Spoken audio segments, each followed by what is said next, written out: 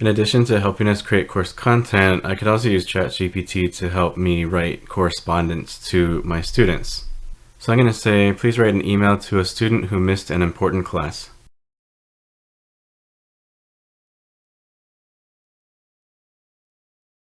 So it's not horrible. Dear student's name, and then mentioning I'm following up because you missed an important class on a certain date. I can meet with you and review the materials and answer any questions that you have.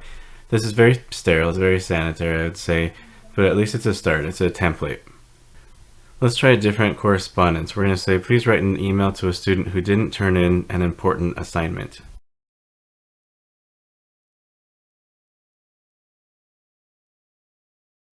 So again, like the other email, it's pretty straightforward, I would say. You have a subject, you have the content, you just modify a few things like your name and the student's name, maybe the date that the assignment was due.